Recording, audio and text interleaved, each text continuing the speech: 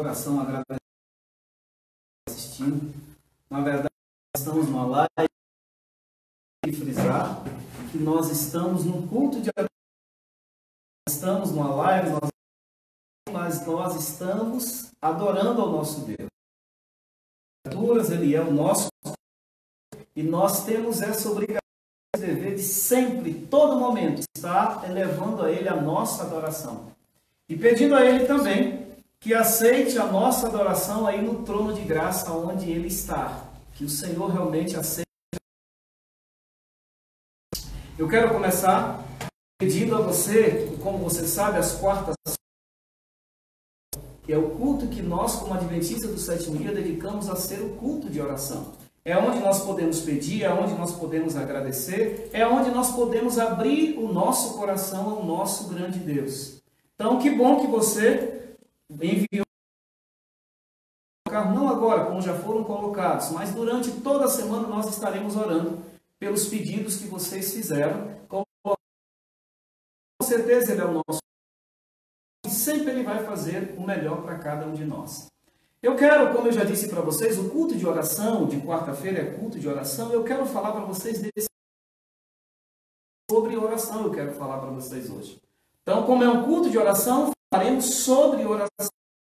Mas antes, então, vamos colocar a oração na prática. Vamos, mais uma vez, fechar os olhos e vamos pedir a Deus que ilumine a nossa mente para que venhamos a palavra. Vamos orar. Mas nós acreditamos, Senhor, que nós fazemos para o nosso Criador, nós fazemos para o nosso Pai.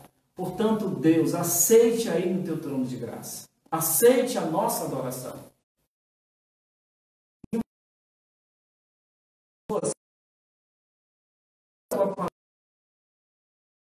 Por isso, nós nos colocamos em tuas mãos e Espírito Santo.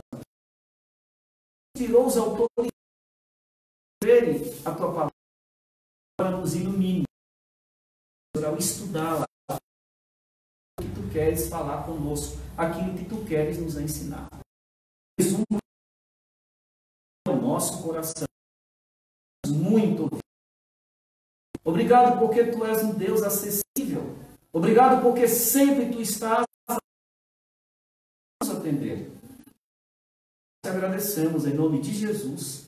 Amém, Senhor. Amém. Então, como eu disse, falar sobre oração, já que é um culto de oração, nós iremos falar sobre oração. Como já oramos, já podemos abrir a palavra, já podemos estudar a palavra, eu vou convidar você a abrir sua Bíblia no livro de Tiago, no capítulo 1. Eu quero ler com vocês 3 versos desse capítulo 1. Tiago, capítulo 1, e os versos que vamos ler é a partir do verso. Tiago, capítulo 1, verso 5, diz assim, ó: se algum de vós necessita de sabedoria, peça a Deus, que a todos dá liberalmente e não e sediar concedida. Precisa, se você entendeu que você necessita ou precisa de sabedoria, ele diz, peça a Deus. E ele diz assim, essa sabedoria que você vai pedir a Deus, eu gosto muito, porque eu vou para a fonte da sabedoria. A segunda, porém, se você vai a Deus na fonte dele, como ir sem fé, ou você não pode fonte, você vai receber a quantidade de sabedoria que você precisa. Porque se você vai na fonte, vai duvidando, será que Deus vai me dar? Será que eu vou receber? Não, Tiago diz que não pode ser assim. Então, se vamos para a fonte de sabedoria, buscar nele a sabedoria, nós não podemos ir com dúvidas. Vá acreditando que você vai receber. E quantas das vezes, irmãos, essa é a realidade de muitos cristãos. Quantas das vezes essa é a realidade de muitos que estão na igreja?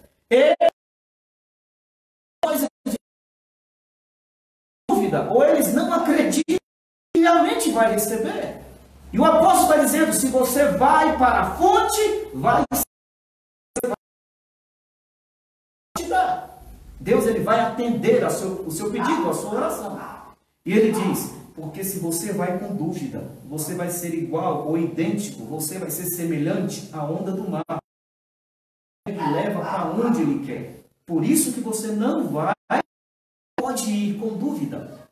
Porque se você vai com dúvida, Tiago termina dizendo assim, Deus ele nos eleva para ficarmos perto dele. É uma definição que ela dá no livro Caminho a Cristo de oração.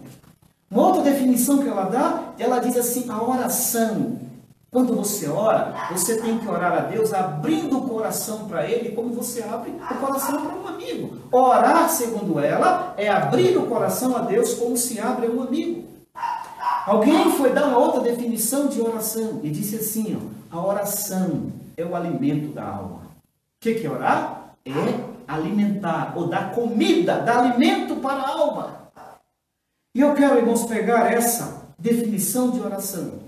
Comparando então, já que a oração é o alimento da alma, fazendo a comparação, a minha alma precisa ou necessita comer, precisa de alimento. A oração é o alimento da alma. Eu queria fazer uma pergunta para você. Como está a tua alma? Você tem orado? Quantas vezes por dia você dá comida à sua alma? A verdade, fisicamente, todos nós sabemos que nós precisamos comer pelo menos 3 vezes ao dia. Mas, pegando agora o gancho, ou pegando a comparação, pegando essa definição que a oração é o alimento da alma, quantas vezes por dia você ora? Você tem que comer, você tem que se alimentar pelo menos 3 vezes por dia. Mas quantas vezes por dia, ou quantas horas por dia você dedica à oração? É possível que eu esteja falando para alguém nessa noite que está faminto, ou deixou a alma faminta. Porque tem tempo para tudo, mas não tem tempo mais para orar. E comparando então, irmãos, a oração com o alimento, a serva do Senhor ela diz assim, as trevas do maligno envolvem aqueles que negligenciam a oração. Terrível essa citação. As trevas do maligno, ela diz no livro Caminho a Cristo, envolvem aqueles que negligenciam a oração. Então, irmãos, não é apenas deixar a alma morrer de fome, é você automaticamente ser enrolado ou envolvido pelo mal. As trevas do maligno envolvem aqueles que negligenciam a oração. Não é uma simples alma faminta, mas é tão envolvido pelo maligno, que infelizmente pessoas que não oram, além de morrer de escassez de comida, elas também morrem asfixiadas ou morrem sufocadas pelo inimigo. Por quê? Porque não oram.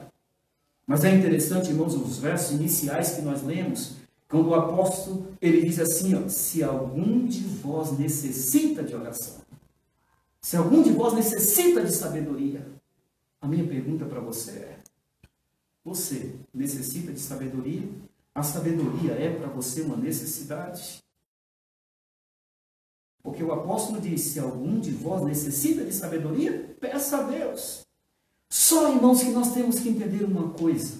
Quando Tiago fala sobre a sabedoria que está em Deus, ou que Deus é a fonte de sabedoria, Tiago não quer que nós entendamos sabedoria como sabedoria desta terra. A verdade é que ele não fala, não faz referência à sabedoria que nós conhecemos nessa terra. Porque a aparência, ou aparentemente, o que entendemos muitas vezes sobre sabedoria é alguém que é metido a esperto, é espertalhão. Então a sabedoria que Tiago faz referência que não é a sabedoria dessa terra. Até porque, à luz da Bíblia, a sabedoria dessa terra é loucura, diz o apóstolo Paulo. Desta terra, Paulo diz no livro, lá na carta de Coríntios, primeira carta de Paulo aos Coríntios, a sabedoria desta terra é loucura. A Bíblia vai dizer, irmãos, que não é essa sabedoria que Tiago está, a Bíblia nos faz entender que não é essa sabedoria que Tiago está fazendo referência. E aí você pode perguntar, pastor, e que sabedoria é essa? Uma Bíblia que diz que nós precisamos de sabedoria, podemos recorrer a Deus. A mesma Bíblia que diz que a sabedoria dessa terra é loucura para Deus, é a mesma Bíblia que vai dizer assim, ó, o temor ao Senhor é o princípio de sabedoria. À luz da Bíblia, irmãos, a sabedoria que nós precisamos, ela está em Deus. Deus é a fonte de sabedoria. Essa sabedoria não é desta terra, essa sabedoria é do céu. E é a sabedoria que nós temos necessidade, é a sabedoria que precisamos buscar. Eu diria assim para você, diante de tantos pedidos que nós fazemos nos cultos de quarta-feira, dificilmente nós lembramos de pedir isso a Deus. Senhor, me dê sabedoria. Senhor, eu preciso de sabedoria. Até porque, irmãos, nós temos N necessidades. Muitas das vezes as necessidades que nós colocamos ou achamos que são secundárias ou terciárias. À luz da Bíblia, que eu e você, a nossa necessidade primária, ou o que precisamos, é da sabedoria de Deus. Mas quando às vezes esquecemos disso, por isso eu quero novamente abrir a Bíblia com você, também no livro de Tiago, no capítulo 4. Por que muitas vezes pedimos e não recebemos? Olha o que Tiago, capítulo 4, verso 3 diz. Tiago 4, verso 3 diz assim: recebeis, porque pedis mal. Pedis para esbanjares em prazeres. Você pede a Deus, você faz pedido a Deus e não recebe, porque você pede errado. Você pede de maneira errada. É mal o seu pedido, ou os seus pedidos. Por isso você pede e não recebe. Porque o seu pedido é pedir para esbanjar em prazeres, é pedido para o seu ego, é pedido para você sobressair, por isso você não recebe. Sabe, quando eu li esse verso, Tiago primeiro ele disse, daí, se você falta sabedoria, peça a Deus. E aí, muitas das vezes, nós fazemos os pedidos, e aí, irmãos, quando nós recebe porque você não sabe pedir. Aí, irmãos, automaticamente vêm as perguntas. Existe uma maneira correta de fazer um pedido? Se existe, qual é a maneira correta de fazer o pedido? Que tipo de pedido é correto de se fazer? Muitas das vezes, nós esquecemos disso ou não sabemos disso. Eu queria dizer uma coisa para vocês. A grande maioria dos pedidos que fazemos, infelizmente, dessa maneira. Isso não é ordem. Então, a maneira de pedir a Deus, você pode pedir a Deus o que você quiser, desde que você seja Deus soberano. Desde que você respeite a soberania dele. A soberania dele tem que estar acima do que você quer. E essa visão é interessante, essa maneira de pedir é interessante. Nós precisamos aprender isso, porque eu e você, nós temos uma visão limitada. Nós precisamos de algo, quando na verdade não é daquilo que nós estamos precisando. Então nós fazemos o pedido, achando que é aquilo que precisamos. Não podemos esquecer que estamos fazendo o pedido ao Deus onisciente. E porque fazemos o pedido ao Deus onisciente, nós não podemos esquecer. Ele é onisciente no princípio. Nós temos uma visão limitada e fazemos esse pedido. Mas nós estamos pedindo para o Deus onisciente. É por isso que nós podemos dizer: meu Deus, eu estou te pedindo isso, mas neste momento eu te digo que a tua vontade seja feita. Que tu tenha a palavra final. Tu sabes o que é melhor para mim, na minha visão limitadíssima, Senhor. É isso que eu preciso. Mas, por favor, deixe ou permita que a tua vontade sobressaia sobre o meu desejo, sobre a minha vontade. Senhor, tu sabes o que eu realmente preciso. Por isso, Deus, que a tua vontade seja feita. A soberania de Deus, irmãos, ela deve sempre sobressair em cima daquilo que nós fazemos ou pedimos a Ele. Eu quero contar para vocês uma história. E a primeira vez que eu vi essa história mexeu muito comigo. Eu amei essa história. A história de uma senhora, uma mulher cristã. Ela era da igreja, mas o esposo dela não era. E essa senhora, a história diz que ela sempre insistia com seu esposo para ir à igreja com ela. E ela chamava, ela convidava, mas ele sempre não ia. E essa senhora tomou a decisão, além de convidar o meu esposo para ir para a igreja comigo, eu vou orar por ele.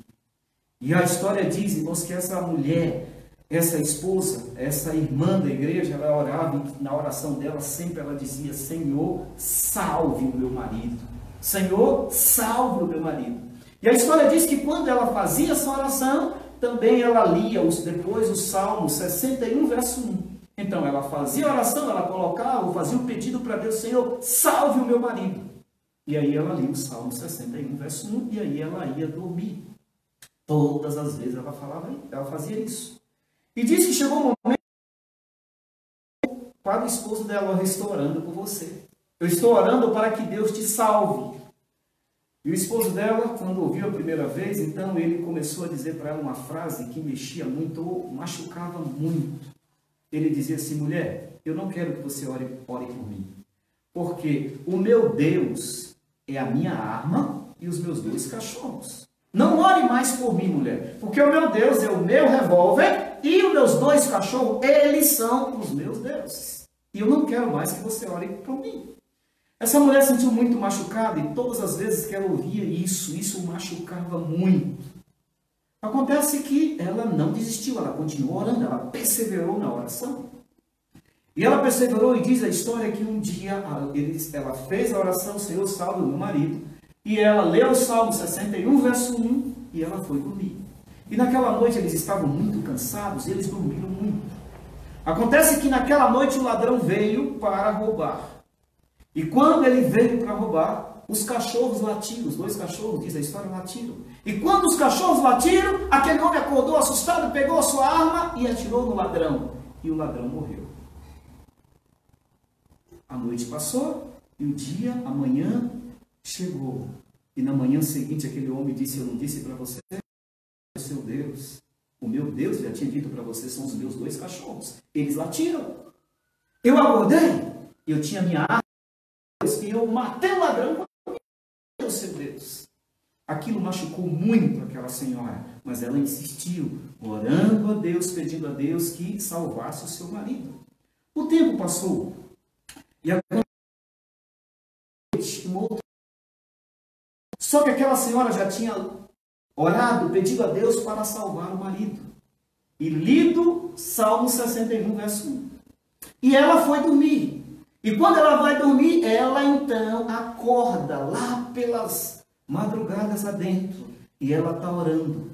Acontece que naquela noite o ladrão veio roubar. E aquele ladrão então com a faca, a história diz que ele estava com uma faca muito grande. E quando ele abre, olha pela porta, ele vê o casal lá. Só que quando ele olha mais um pouco à frente, lá está a mulher de joelho.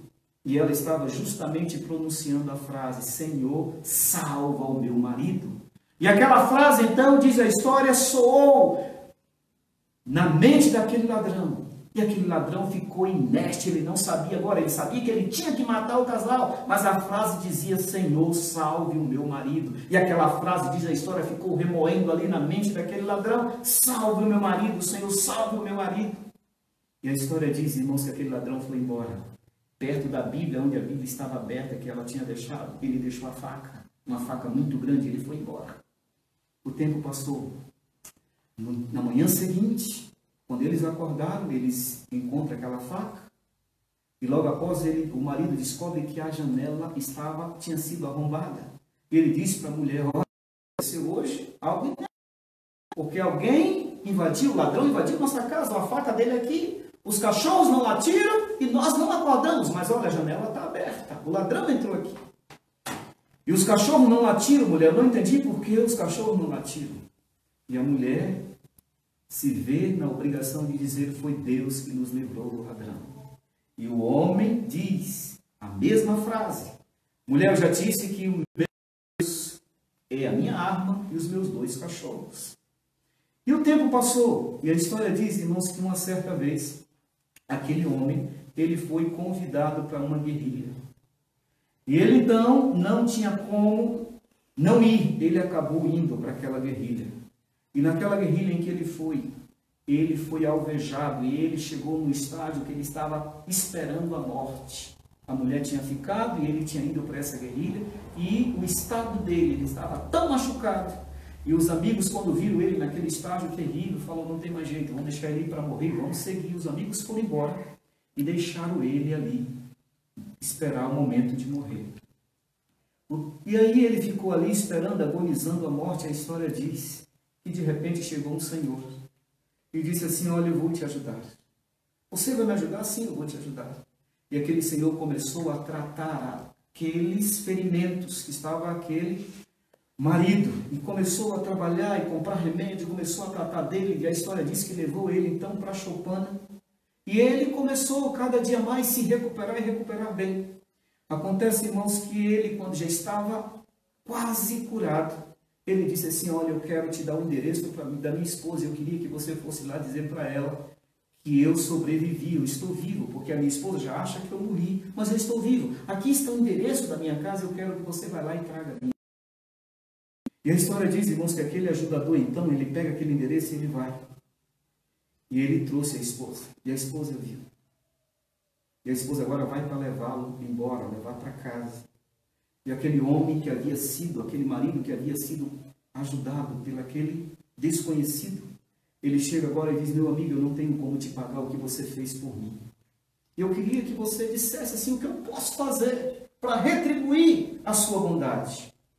E eu quero ler na íntegra, irmãos, o que aquele homem disse. Ele disse assim para aquele marido: olha, eu não quero que você me agradeça. Eu quero que você agradeça a sua esposa, a sua mulher. Porque você sabe quem eu sou, você não sabe quem eu sou. Mas eu sou a que veio naquele dia para matar você e matar ela. Ela estava orando e a oração dela me comoveu, porque ela orou pedindo: Senhor, salva o meu marido. Eu sou aquele ladrão, eu estava com a faca para te matar. Mas eu não matei por causa dela. Então eu quero que você agradeça a sua mulher, porque a oração dela me comoveu. Eu quero te dizer, eu hoje sou um cristão convertido, diz aquele ajudador, mas graças à oração da sua esposa, graças àquele dia que a sua esposa orou por você. Aquele marido que era incrédulo, quando ele ouve aquela história, irmãos, quando ele ouve aquela fala daquele ajudador, ele diz a história que ele caiu aos prantos. E naquele dia a história diz que aquele marido aceitou Jesus como Salvador da sua vida. Mas aquela mulher não desistiu. Senhor, salva o meu marido. Mas a perseverança dela na oração levou com que o seu marido, no momento certo, ele então conhecesse a Jesus. Ele então aceitasse Jesus como Salvador da sua vida. Essa é a maneira de orarmos, irmãos. Eu diria que a maneira da oração que nós devemos fazer, lógico que nós não podemos parar de pedir para nós. Pedir para mim, eu não posso parar de pedir para mim. Mas nós temos também que lembrar de orar pelos que estão ao nosso redor, pela nossa família, pelos nossos amigos, pelos nossos parentes. Nós temos que colocar as pessoas na nossa oração. Porque por natureza nós somos egoístas. Por natureza nós queremos sempre para nós. E eu quero terminar a mensagem dessa noite lendo com vocês o último verso. Eu quero pedir a você que abra sua Bíblia no livro de Reis, primeiro Reis, esse é o último verso que nós vamos ler, no capítulo 3, Reis capítulo 3. E eu quero ler para vocês sobre a importância de nós sabermos orar ou pedir a Deus alguma coisa. 1 Reis capítulo 3 é o que nós vamos ler, e eu quero ler com vocês o verso 5 desse capítulo. 1 Reis capítulo 3, verso 5 diz assim: em Gibeão apareceu o Senhor a Salomão em uma noite. O Senhor lhe disse: Salomão, pede-me o que queres que eu te dê, e você vai receber. Eu gosto desse verso, irmãos, porque diante de Salomão, Salomão estava, segundo a Bíblia, prestes a assumir ali o trono de Israel, e ele estava assim sem saber nem por onde começar. E nesse contexto dele precisa assumir, ou ele iria assumir, e ele não sabia nem como começar, diz a Bíblia que o Senhor apareceu. E quando o Senhor apareceu, o Senhor aparece e diz para Salomão: faça para mim um pedido, pede o que você quiser, Salomão. Eu queria que você pensasse agora, se você estivesse no lugar de Salomão, o que você pediria a Deus? Qual pedido você faria para Deus? A verdade, irmãos, é que nós temos muitas necessidades. Nós temos muita coisa que precisamos. E agora está diante de nós a oportunidade de pedir o que quisermos. O que você pediria? Você pediria um carro? Você pediria uma conta boa no banco? Você pediria que ninguém da sua família contraísse o coronavírus? Você pediria para que Deus iluminasse a mente dos cientistas? E aí automaticamente eles conseguissem a vacina, o remédio para acabar com o coronavírus? O que você pediria? Sabe, nós temos muitas necessidades. E quando nós temos muitas necessidades, nós até atrapalhamos. E quem sabe, se você estivesse no lugar de Salomão, você Agora, o que você pediria? Diante de tantas necessidades, diante de precisarmos de tantas coisas. Mas ali estava Salomão diante da proposta. Pode fazer, Salomão, o pedido que você quiser. E a Bíblia diz, irmão, que Salomão olhou para Deus e disse assim: Senhor, eu quero sabedoria. Eu quero que tu me capacite, que tu me dê sabedoria para que eu faça um bom governo, para que eu aprenda a governar esse povo. Sabedoria. Ele diz, se algum de vós necessita de sabedoria, peça a Deus. E a Bíblia diz, irmãos, que quando Salomão estava diante de Deus, diante da proposta, me pede o que você quiser, ele disse: Senhor, me dê sabedoria. E Salomão conseguiu ser o homem mais sábio da terra. O homem mais sábio da terra, porque Deus gostou do pedido de Salomão. Meu irmão, meu amigo, eu diria para vocês, diante de tantas necessidades que temos, eu resumiria todas essas necessidades em apenas uma. Tudo que eu e você, tudo que nós precisamos é da sabedoria de Deus. Essa sabedoria, irmãos, nós poderíamos colocar como a terceira pessoa da divindade, o Espírito Santo. O Espírito Santo precisa tomar posse da nossa vida e ele vai direcionar a nossa vida. Salomão, quando... E Deus deu sabedoria para Salomão. Salomão conseguiu ser o homem mais sábio da terra. Salomão agora, irmãos, de tal maneira que as outras nações, os outros governantes, eles vinham para Israel, eles vinham para Jerusalém para saber qual era o segredo do sucesso, saber qual era o segredo da prosperidade de Salomão. Eles queriam saber, então eles vinham para Israel para saber qual era o segredo. E quando eles chegavam ali, eles descobriam, era o direcionamento de Deus na vida de Salomão que dava a ele aquela prosperidade que ele queria.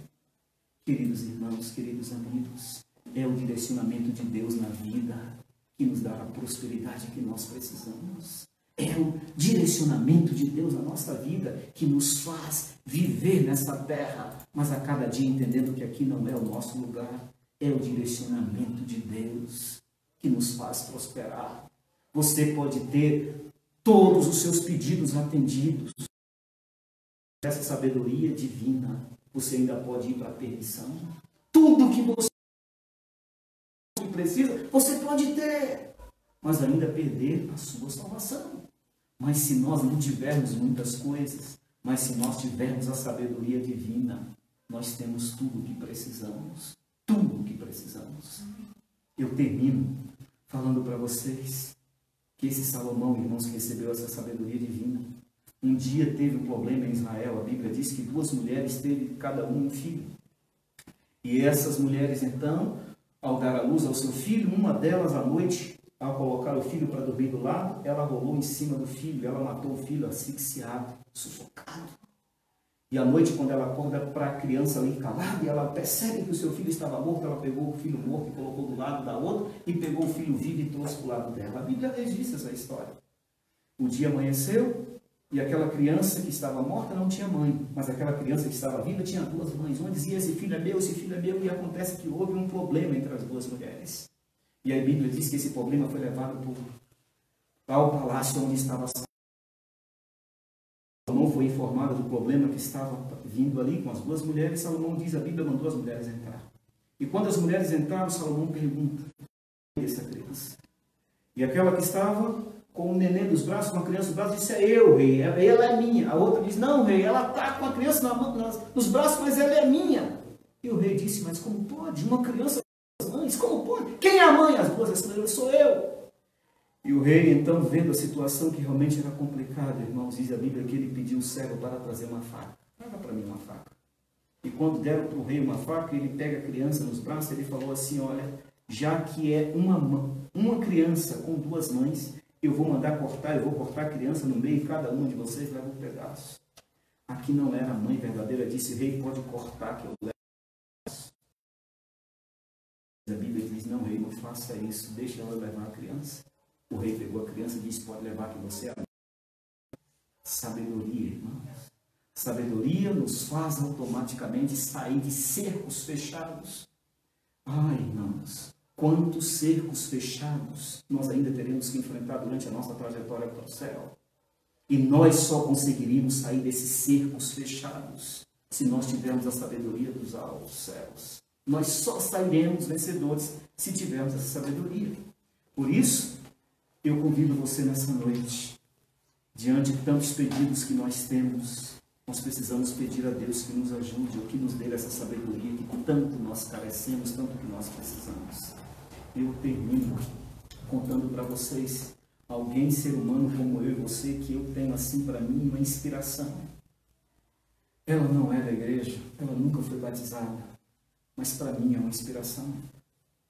Madre Teresa de Calcutá. Eu quero terminar, irmãos, dizendo para vocês que essa mulher realmente me inspira, as ações dessa mulher me inspiram. Eu quero trazer para vocês algumas frases dela. E essas frases eu carrego comigo, porque, como eu disse, é para mim uma inspiração. Primeira frase, ela diz assim: não devemos saia da nossa presença sem sentir melhor e mais feliz. Você e eu, nós devemos, segundo ela, trabalhar para que ninguém saia da nossa presença melhor e mais feliz.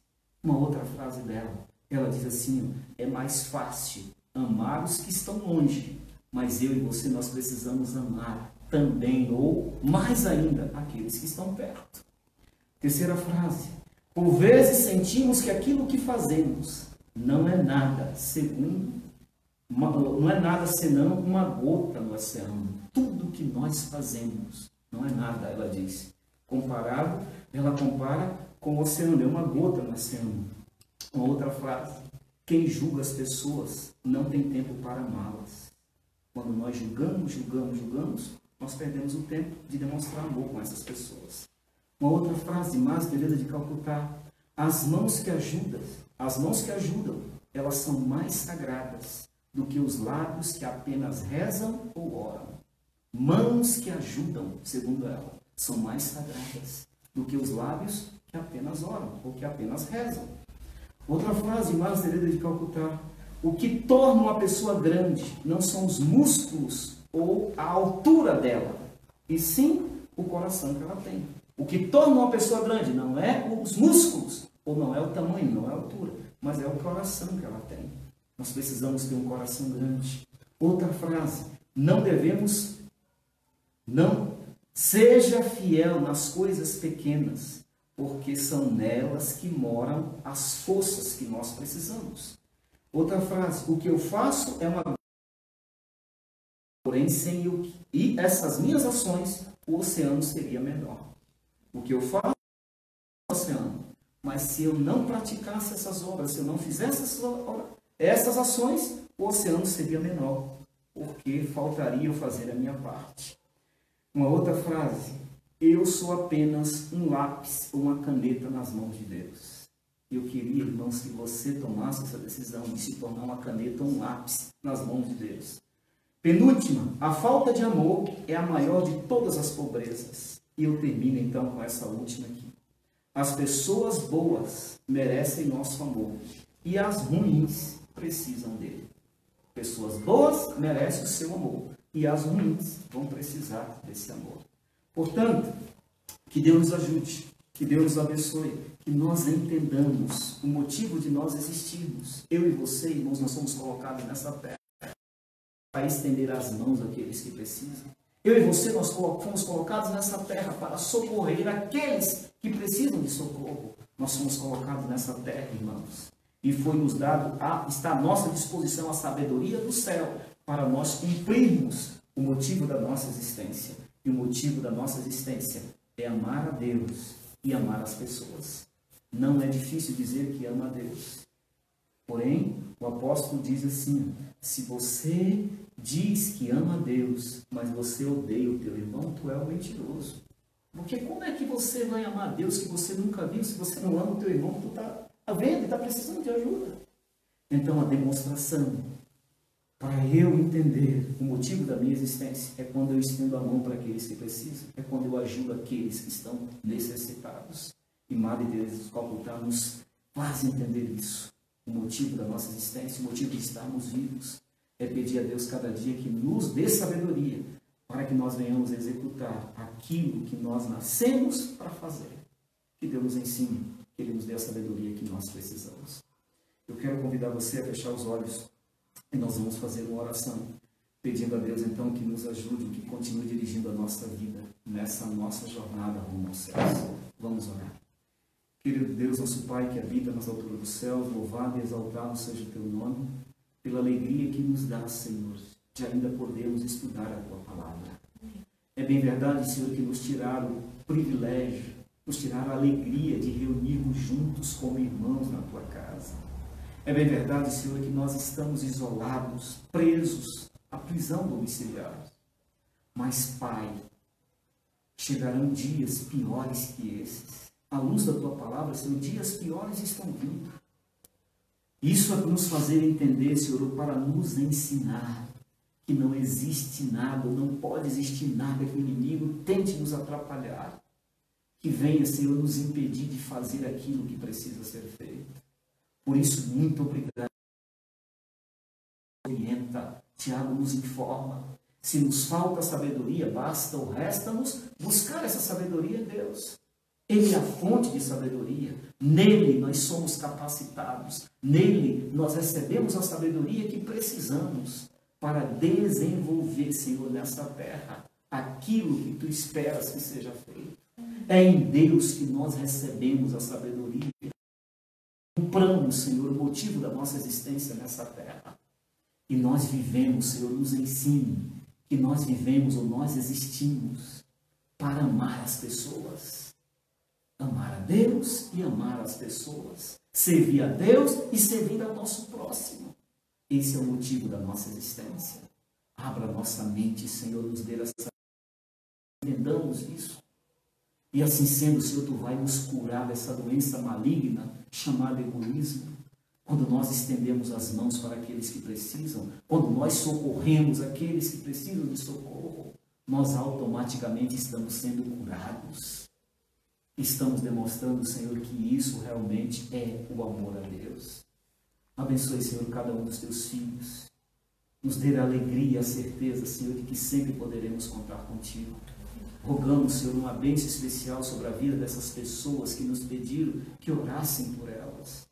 E nós queremos interceder, Senhor, sobre a vida de cada um. Tu sabes quem foi que nos enviou os pedidos. Tu sabes o que eles precisam. Por isso, ó Deus, com a tua mão poderosa, visite cada um deles, visite cada um dos seus familiares e cuide deles, Pai. Tudo o que precisamos é ter a certeza que tu vais cuidar de nós, que vamos receber os teus cuidados. Dá-nos então uma boa noite e nós pedimos e agradecemos em nome de Jesus. Amém, Senhor. Amém. Boa noite então, que Deus abençoe vocês e vamos continuar acreditando que o Deus que nos trouxe até aqui é o mesmo que vai nos levar para a vitória final. Deus abençoe.